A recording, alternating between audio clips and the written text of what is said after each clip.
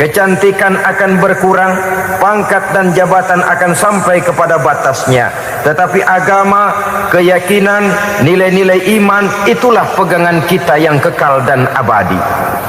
Sebab itu dalam surah Ar-Rum ayat ke-21 Allah Subhanahu wa taala menjelaskan, "Wa min ayatihi an khalaqalakum min anfusikum azwajan litaskunu ilaiha wa ja'ala bainakum mawaddatan wa rahmah." Dan di antara tanda-tanda kebesaran Allah, dijadikannya bagimu istri-istrimu dari diri kamu sendiri, litaskunu ilaiha, agar kamu bisa hidup tenang bersamanya, wa ja'ala bainakum mawaddata wa rahmah, dan dijadikannya di antara kamu rasa cinta dan kasih sayang. Umumnya pernikahan terjadi karena mawaddatan wa rahmah ini, cinta dan kasih sayang. Atas dua dasar itulah rumah tangga didirikan orang. Atas dasar itulah seorang laki-laki dan seorang perempuan memadu janji untuk membagi suka dan duka dalam hidup ini secara bersama-sama. Namun kalau kita renungi ayat ini, Allah tidak hanya menjadikan cinta, tapi Allah juga menjadikan kasih sayang. Apa bedanya cinta dan kasih sayang? Apa bedanya mawaddatan warahmah ini? Saudara, mawaddah yang artinya cinta itu sasarannya biasanya adalah jasmani, kecenderungan biologis. Itu akan berakhir. Orang yang mendirikan rumah tangga cuma karena kecenderungan biologis, cuma karena rasa cinta semata-mata, cinta biasanya terkait kepada keindahan. Betul apa benar? Biasanya orang mudah jatuh cinta kepada sesuatu yang punya nilai keindahan. Makanya anak muda jarang yang jatuh cinta sama nenek-nenek. Cinta selalu memandang segi keindahannya. Ini yang namanya mawaddah. Allah tidak mengingkari itu, silakan. Bahwa manusia secara naluri senang kepada serba keindahan, wajar-wajar saja. Tetapi tidak cuma mawaddah, Allah juga menciptakan rahmah, kasih sayang. Mawaddah mungkin ada akhirnya, tapi rahmah tidak akan pernah ada akhirnya. Kalau mawaddah adalah berkecenderungan kepada biologis, jasmaniah, maka rahmah kecenderungan kepada nilai-nilai rohani, kepribadian, kejiwaan, dan lain sebagainya. Dikala pernikahan di bawah umur 40 tahun, mungkin masih banyak mawaddahnya, rasa cintanya. Tapi 40 bahkan 50 tahun ke atas, rasanya orang berumah tangga kalau sudah 50 tahun ke atas itu lebih banyak kasih sayangnya ketimbang cinta-cintaannya. Kalau satu rumah tangga hanya didirikan atas dasar mawaddah saja, atas dasar cinta saja, padahal cinta itu terpaut kepada hal-hal keindahan, keindahan satu saat akan menurun. Ya tentu sebagaimana yang kita maklum bersama-sama, belum punya anak memang cantik. Sudah punya anak, kecantikan mulai menurun. Punya anak 2, kulit mulai mengkerut. Punya anak 3, onderdil mulai dol. Punya anak 4, apalagi tidak pandai merawat diri, persis dompet tanggung bulan. Kalau rumah tangga didasarkan kepada rupa yang cantik saja, cinta akan bisa berpindah, paling tidak akan berkurang nilainya. Sebab itu Allah tidak hanya menyediakan mawaddah warahmah, dijadikannya di hatimu itu tidak cuma sekedar cinta, tapi juga kasih sayang. Nah, kasih sayang inilah apabila berakar dan berurat dari nilai-nilai keagamaan yang akan menopang jalinan rumah tangga bahagia, mengukuhkan usaha untuk mencapai mardotillah atau keridhaan daripada Allah Subhanahu wa ta'ala. Dengan demikian berumah tangga bukan tujuan. Ini kalau kita lihat dari segi agama. Berumah tangga cuma alat untuk mencapai mardotillah, keridhaan daripada Allah. Seorang suami yang pergi pagi pulang sore peras keringat banting tulang mencari nafkah untuk menghidupi keluarganya, kalau niatnya untuk mardotillah maka pergi usahanya adalah ibadah. Sementara si suami pergi berusaha, istri di rumah mendoakan suaminya, itu juga merupakan bagian daripada ibadah. Marilah kita biasakan membina satu rumah tangga untuk mencapai keridhaan daripada Allah Subhanahu wa ta'ala. Ini motif dasarnya. Karena itu Rasul Anas bin Malik pernah bercerita, bertahun-tahun saya membantu di rumah tangga Rasul. Selama tahun-tahun yang panjang saya membantu di rumah tangga beliau itu, kata Anas bin Malik, belum pernah kok saya mendengar kata-kata kasar, keras, membentak-bentak. Belum pernah saya melihat ada piring terbang, sandal melayang, ada penggorengan nitir di atas.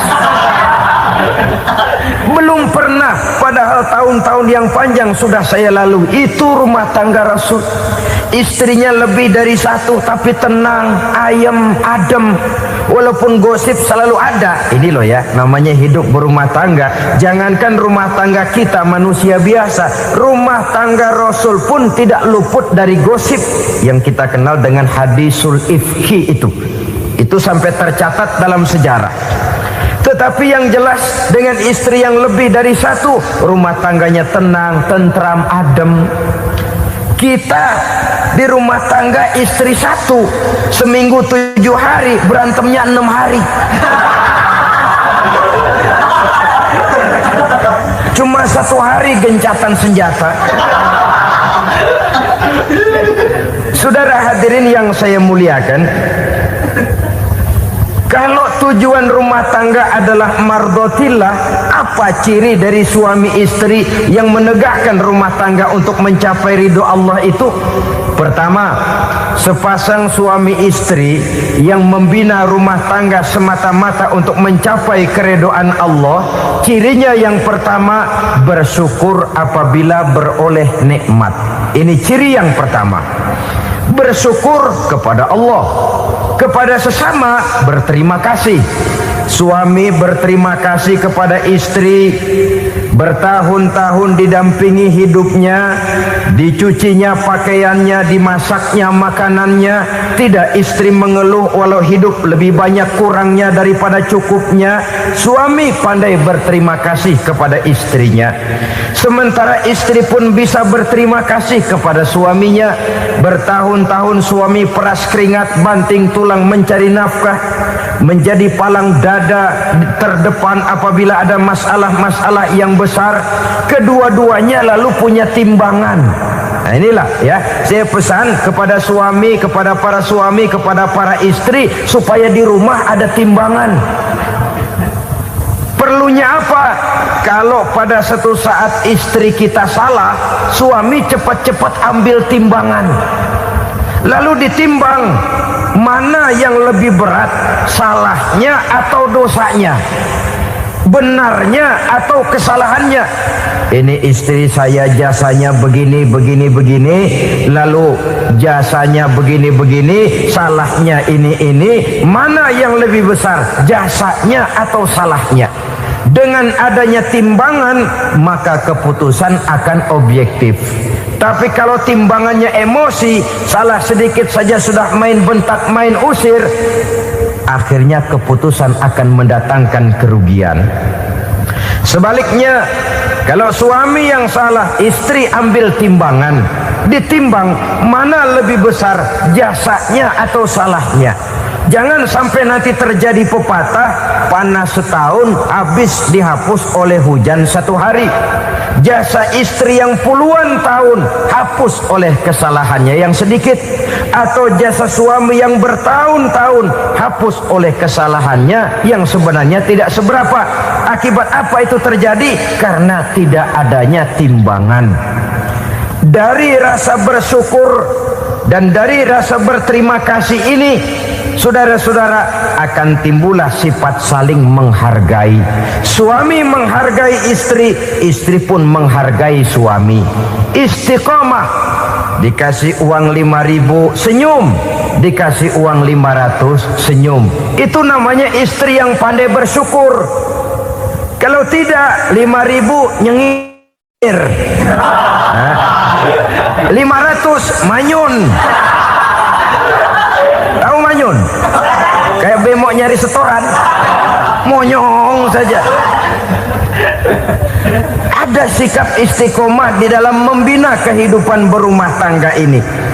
Lalu mengerti posisi suami, ini termasuk tanda berterima kasih. Suami saya itu kerjanya apa, golongannya apa, gajinya sebulan berapa. Di atas dasar itu lalu istri menjadi istri yang tahu diri. Walaupun suami harus menyenangkan istri, istri pun hendaknya nimbang, tahu batas kemampuan suami. Kemauan mungkin tidak terbatas, tapi kemampuan sangat terbatas. Kalau suami pegawai kecil, ya mintalah yang kecil-kecil.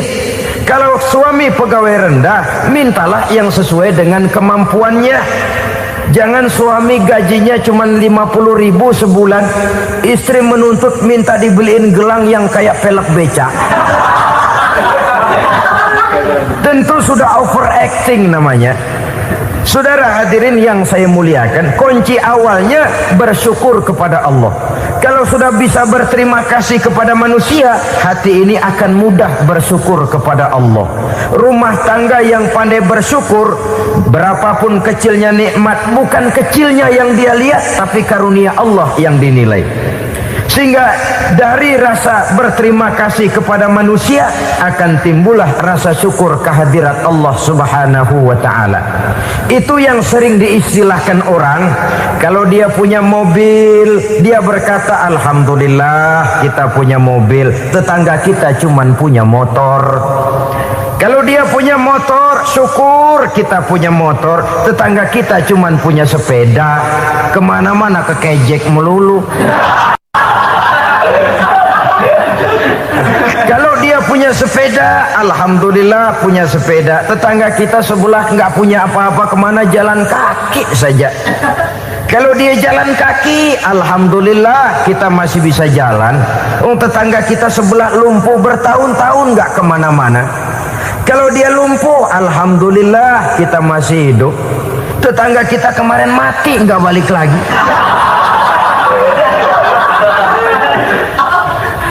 Lalu akan timbul rasa syukur. Tapi kalau sudah lumpuh melihat yang bisa jalan, yang bisa jalan ngelihat yang menaik sepeda, yang punya sepeda lihat yang punya motor, yang punya motor lihat yang punya mobil, yang punya mobil lihat yang punya pesawat. Kapanlah kita ini pandai bersyukur? Sebab kesenangan seperti pelangi, tidak pernah di atas kepala kita, selalu kelihatannya di atas kepala orang lain. Sehingga kalau ngobrol orang sering bilang, lu sih enak lo gue lihat, gue keblangsak amat nih ya. Setiap orang ngomong kepada kita begitu nadanya, kita yang dilihat enak, sementara kita melihat orang lain enak. Tukang tahu melihat tukang tempe enak, tukang tempe melihat tukang tuak enak, tukang tuak bilang tukang sirsak enak. Enak itu seperti pelangi. Namun kalau kita mau merenungi, tidak pernah Allah berhenti memberikan nikmat kepada kita. Sejak kita bangun tidur sampai kita tidur kembali, bahkan tidur itu sendiri, seluruhnya tidak pernah putus dari nikmat Allah. Bahagia ada di gubuk reot, bahagia ada di rumah mewah, bahagia ada di hati kopral, bahagia ada di hati jenderal, di gunung dan di kota, di hutan belantara dan di desa, di keheningan malam atau di keramaian siang. Kalau kita mau mencari, bahagia selalu ada. Tapi hati yang tidak pandai bersyukur, bagaimanapun banyak kebahagiaan yang meliputi hidupnya, dia tidak akan pernah pandai mensyukurinya. Maka berterima kasihlah kepada istri, berterima kasihlah kepada suami, bersyukurlah kehadirat Allah Subhanahu wa ta'ala. Saya sering mengatakan, sebaliknya seorang suami bagaimanapun kondisi istrinya, kalau itu memang jodohnya, beranilah berkata, istriku adalah Romeoku, istriku adalah Julietku, atau istriku adalah Sri Kandiku. Biarin pengkor ya pengkor, gak ada urusan. Mensyukuri. Kalau tidak mensyukuri, yang timbul lalu sesalan. Kalau sudah sesalan, mudah umpat mengumpat, caci mencaci dalam rumah tangga, lalu terjadilah kegaduhan. Ketenangan sulit kalau sudah tidak ada unsur saling menghargai itu. Lebih celaka lagi kalau sudah mengarah kepada penyesalan. Kata istrinya, bang, gue nyesel kawin sama lu. Suami digituin bikin gede kepalanya. Kalau lu nyesel apalagi gua, makin nyesel. Iya, coba pikir bertahun-tahun kita berumah tangga, memangnya abang bisa beliin apa sama saya? Itu juga gerobok kalau nggak ngeridit, bang. Kalau nggak ngeridit, memangnya kamu bayar kreditan pakai daun pisang? Saudara hadirin yang saya hormati, ini saya tekankan kepada ibu-ibu karena penyakit perempuan umumnya.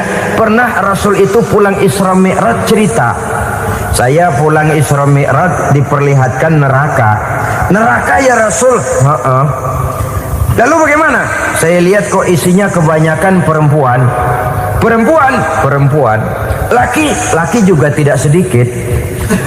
Cuma kebanyakan kok perempuan. Apa perempuan tidak sholat ya Rasul? Sholat. Tidak puasa? Puasa. Tidak ngaji? Rajinan dia sama suaminya. Tapi kenapa lebih banyak di sana? Rasul berkata, hunna yakfurnal ashir. Penyakit umum dari perempuan tidak pandai berterima kasih kepada suaminya. Ini rupanya penyakit umum dari tahun atu. Saudara hadirin yang saya muliakan, jadi rumah tangga yang didirikan atas dasar mencapai ridho Allah, maka kelihatan dari pasangan suami istri menjadi orang yang pandai bersyukur terhadap nikmat. Bukankah dalam surah Ibrahim ayat 7 Allah berjanji, la in syakartum la azidannakum wa la in kafartum inna azabi lasyadid. Kalau kamu pandai bersyukur, aku tambah nikmatku. Kalau kamu ingkar, tidak mau bersyukur, azabku itu hebat dan pedih.